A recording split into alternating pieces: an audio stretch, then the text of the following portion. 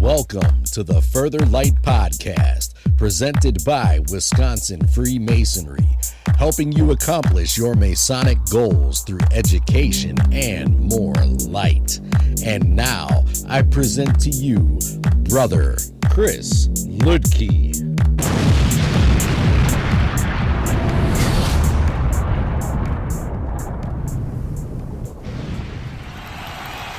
This is Brother Chris Ludke, and today I want to explore the 24-inch gauge. And before I get into it, I want to mention that this was brought to my attention as something that should be covered when a brother came up to me, in this case, at Annual Communication. I wrote this script a while ago, and apparently it got lost in the shuffle.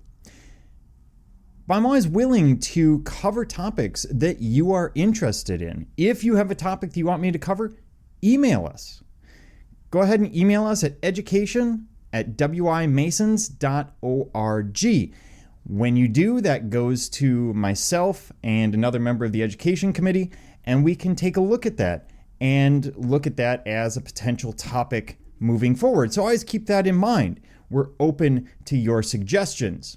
That being said, let's talk about the 24-inch gauge. When I first learned this working tool, something bothered me about it. How am I supposed to divide up my time so evenly and limit it to only those things? Our lives today are so much busier than they would have been in the 19th century. Not just data coming in and information coming in. We today take in about 200 newspapers worth of information, whereas in 1850 we would have taken in about 1 to 2 newspapers worth of information per day. But we're busier. We're expected, if you have children, to put them in activities rather than just sending them to school and bringing them home. We are expected to work longer hours, to dedicate ourselves to jobs in ways that we might not have in the past. Yes, in theory, we're limited to 40 hours, but how many of us actually only work 40 hours? And then there are other activities. Maybe you're into some kind of sports or athletics. Maybe you have a hobby. Maybe you just enjoy reading. And these take our time. So how are we supposed to use this tool that was developed sometime in the 17th or 18th century today? Is it even something that we should look at today? Is it even relevant today? And that's what I want to explore. So if we keep it limited to those 3 things that we're told the 24-inch gauge stands for, then it would seem that that leaves a lot out of life. After a lot of contemplation, it occurs to me that the working tool is largely symbolic, and so is its lesson. I don't think we're really intended to divide our time into 3 exact equal parts. It's just not going to happen. No one can pull that off. And in the meantime, cut away everything that doesn't fall into those 3 categories. But the 24-inch gauge does remind us that we each only have 24 hours to each day. Therefore, we must be judicious in that time and how we choose to spend it. So my goal today is to explore the 24-inch gauge, its lessons and interpretations, and help you better understand that oft-forgotten tool. And as with almost every esoteric topic that we deal with here, it is an onion. There are layers to it. There's a basic understanding, but then there's more in-depth ways of interpreting this symbol, and that's the beauty of Masonry, that there are simple lessons, but then you can take them to much more complex levels. So let's get into it. What is the 24-inch gauge? The 24-inch gauge is an instrument made use of by operative Masons to measure and lay out their work. Simple, straightforward, we all know how some form of measuring stick works. And I should point out that at King Solomon's Temple, they would not have actually had a 24-inch gauge. I want to get into a little bit of history here as I get off on a bit of a tangent. In the ancient world, they would have had what's called a meteorological stone. Frequently, it's carved into a stone that would be placed in the building, and then it's polished out towards the end. We see this at the Temple of Apollo at Didyma in Turkey, for example. And what they do is they lay out, for example, a hand. And that is the official measurement of a hand or a foot. And all these measurements are officially laid out. Why? Because originally measurements were biometric. So a hand was a specific person's hand, and arm length was a specific person's arm length. And so you needed this standardization, otherwise all the stones, everything would be measured differently. And so it's a very early form of that. We don't see a lot of evidence of early gauges, much less in a form of measurement that wouldn't be invented for easily 2,000 years after Solomon's temple. The history being said, again, this is largely symbolic. The 24-inch gauge is a reminder to all Masons to make sure that they are wise about dividing their time, every day to be portioned out, so as to give some time for deity and fellow man, some for work and some for rest. Well, when you look at it that way, it's simple enough, but let's dive into it. Let's look at some interpretations that we can take from this simple tool. First of all, balance. And by the way, you'll notice that this is a theme that comes up. We've talked about balance with the 5 classes of architecture. We've talked about balance when it comes to the mosaic pavement. We've talked about balance when it comes to a certain point within a circle. And here it is again. This must be a very important lesson for Masons. We all, as Masons, must find a way of balancing our performance of these 3 duties so as to make them an equilateral, if not an unequal-sided, and not an unequal-sided triangle. So we want to balance our time between deity and service to man, vocation, and rest. Equal attention is called to the spiritual things, to himself and to what others, to others than himself, i.e. his brothers. Undue focus in one direction will prevent true balance. That is why, whilst told to give altruistic help to his brothers, he is also told that he should not do so if it would cause material injury to himself. So there are limits, there are boundaries. We are not expected to be all giving without any form of boundary, because if you're not taking care of yourself, you can't take care of others. That's why rest is in there. At first blush, these qualifying words sound selfish and contrary to the spirit of self-sacrifice, but there is great wisdom in them. For only he can really serve and help another who has first discharged his duty to himself and made himself competent to serve. So if you go out and you spend all of your time working and serving, but you never take time to rest, at some point you break down and you won't be able to serve or work. And that's not going to help anyone. Shakespeare himself says self-love, quote, "Self-love is not so vile a sin as self-neglect." So loving yourself is more important than neglecting yourself. And there are many people who neglect themselves, who neglect to improve themselves while trying to improve others. Well, that's going to be important too. Make sure that while you're trying to help other people out, you're also helping yourself out. We don't want to go out and try and improve other people's lives or change their lives without making sure ours is changed first. There's a certain biblical lesson that we are to remove the lumber from our eye before removing the splinter from our neighbor's. Self-care allows us to truly be available when we are needed. And of course, we don't know when that is. There's a reason you put your oxygen mask on before assisting others. If you neglect yourself, you become exhausted and resentful, unable to assist others. So, at first blush, this is about balance. Making sure, leaving work aside for a moment, that your service to others does not dominate your need to serve yourself or rest. And how many of us cut sleep on a regular basis in the name of work or in the name of service? Now, there's another element to this, the idea of time management. We are, of course, constantly torn between our duty to our career, the duties we owe to our family, our desire to be active members in our communities, or in any other organization in which we wish to be active. And the time needed to refresh our bodies through rest, our minds through meditation and reflection, and our souls through communion with the great architect. So we need to manage our time and balance things. These necessary duties required to succeed are often in direct battle with various forms of idleness and procrastination. Maybe that's the larger lesson, or one of the larger lessons, that we have a limited amount of time, but we'll get into that lesson. Electronic and mobile devices have provided useful tools to make the minutiae of time management easier.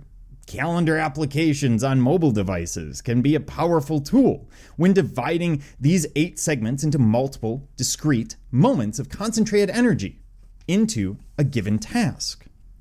Of course, these are the same devices that tempt us and allure us to look into constant news cycles or social media updates. Now, don't get me wrong, social media and news are not bad or even a waste of time. They do serve their purpose, and it's too easy in life to simply say, let's cut one thing out and it will make things better. It's never cutting something out, it's balancing them. It's just very easy to get caught in the trap of constantly checking the news, email, or social media multiple times a day, sometimes for hours, and there's a poor return on your investment. 2 sitcoms and an episode of the news are an hour and a half or 2 hours of time lost in idleness. Add to this nonstop email, social media check-ins, and another hour is easily gone. This is 2.5 hours that could have been spent helping children learn a new skill, assisting a charitable organization, spending quality time with our families, extra time with our spouses or friends, or other form of improving ourselves. Where is our time most needed and most useful? And the answer to that changes from day to day. And so rather than just looking at it as balancing these 3 separate items, vocation, deity, and rest, what we're doing here is looking at it in terms of time management. If you have X amount of extra time, what's the best way you can use it? Can you use it in a way that's going to better the world around you, better yourself, better your family? Now, this is not to say you have to schedule every minute. Rather, use the 24-inch gauge as a reminder of your obligation to yourself, your vocation, and your deity. So in terms of time management, it's being able to look at that and say, wow, I'm spending so much time at work that I don't actually have time for myself to rest. Or I'm spending so much time at work that I can't serve other people. I come home, I'm exhausted, and it's just not right. There's no balance there. There's no time management there. Now, it also reminds us of the value of time. And I realize I'm getting into nuanced territory where these all sound very similar, but there are slight differences. In terms of value of time, the 24-inch gauge begins at 0. This 0 point represents conception or birth, depending on your perception. As time passes, we progress to the right, towards the end of the 24-inch gauge, the end that we all must visit. That land to whom once born no traveler returns. As we progress, the numerical value of time becomes less and less. When we are sitting in the 8th inch of the gauge, the value of time in front of us is 16, but as we get older and reach 16, the value remaining is 8. The problem at hand is that we don't actually know where we are in the gauge. Are we in the 8th inch, the 12th, or the 23rd? And that's impossible to know. That's the beauty of Masonry, that memento mori, that reminder that we only live for a certain amount of time, and therefore we should use that time wisely. Death can come at us at any time. Only the Grand Architect, of course, knows where we currently sit. Though a member may only be 23, he may unknowingly be on his 23rd inch. We must value the time that we have and take advantage of it while we can. Our loved ones will not remember us for the time spent at work, but for the time spent with them. If you ever get the chance, talk to people who are on their deathbed or know that they're passing and ask them the greatest regret. Most of them will regret not spending time with friends or family, not having more time, maybe not pursuing their passions, but no one has ever laid on their deathbed and said, I wish I put more hours in at work. I could have gotten that awesome SUV. I could have had the McMansion. I could have had X. It's never about material goods. And that's a big reminder here. So we must labor to increase the value of the time spent here on earth. Even if we're on the 23rd hour, it doesn't mean that we can't be of incredible service and someone who lives respected and dies regretted. In this case, the 24-inch gauge becomes a memento mori, a reminder of our limited time on this mortal coil. When we find ourselves wasting time, we should ask ourselves what we would do with our time if we knew tomorrow would be our last. Now, that being said, this would seem to indicate that, if you have a spare moment, you should be using it for something, but it's not, because there's still the balance. You still need rest. And so rest is not a bad thing. You need it if you're going to continue, if you're going to serve, if you're going to work well. Now, there are pitfalls to the application of this tool. Any operative mason will tell you that no two stones are identical. One stone may level nicely, but have difficulty squaring up at the corners. The next may need a very different treatment. In Freemasonry, starting with the 24-inch gauge and the common gavel, we are given our tools, but we are never expected to perfect our use of them. We are human, and perfection is not a human trait. The 24-inch gauge is not meant to enforce a rigid, unyielding, regimented life, but to remind us that we need to take care of ourselves, our work, each other, and our spirit. And it is when we deviate too much to one side or the other that we start to see problems. Too much work or too much play can cause exhaustion or wasted time. As Masons, we are not given tools. We are not just given tools, we are taught the 4 cardinal virtues, the liberal arts and sciences, and so much more. When we use our tools alongside this knowledge, a well-rounded man emerges. The rough ashlar can become smooth. So we must balance the tools and lessons, rather than focus solely on the rigid application of one. Life happens. Your gauge will never perfectly balance, but that's okay. Because it's not about, self-improvement is not about being perfect. It's not about being able to take that tool and use it perfectly. It is about seeking to improve yourself, even if it's 1% at a time. Because it's more than a lot of people do. It's a reminder to improve ourselves, a reminder of an ideal that we can strive for, as long as we keep in mind that we're probably not going to get there, and that's okay. Seek to attain improvement, not perfection. The 24-inch gauge ultimately reminds us that we have duties that must not be neglected. They must be accounted for within those 24 symbolic hours. And although we may feel that we do not have enough time to accomplish everything that we wish we could, the Grand Architect has provided us with enough time to do what is necessary, and that is to build our moral and Masonic edifice. This lesson appears to be a lesson of scheduling, but in reality is a lesson of priority. Recognizing that your priorities change through life, but recognizing that there has to be some balance between them.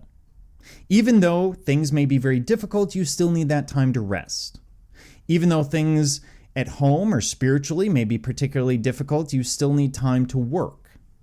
And you cannot focus on one over the other. It reminds us that we have a limited amount of time, and so we should be careful how we use it. It reminds us that we should manage our time and think about how we're using it so that we can find balance and thus a middle way, happiness, or at least contentment. Our Creator has given us each day, so make sure that you use it constructively and use it in a way that serves yourself, your family, your community, and society overall. Thank you for joining me, Brother Chris Lidke, and the entire Further Light team in your quest to find more light through Freemasonry. Are you interested in learning more about Freemasonry in Wisconsin? Visit wisconsinmasons.org to learn more about Masonry and access further educational content and more light. Once again, that address is wimasons.org. Any questions, comments, or suggestions, please email us at education@wisconsinmasons.org. And thank you for listening.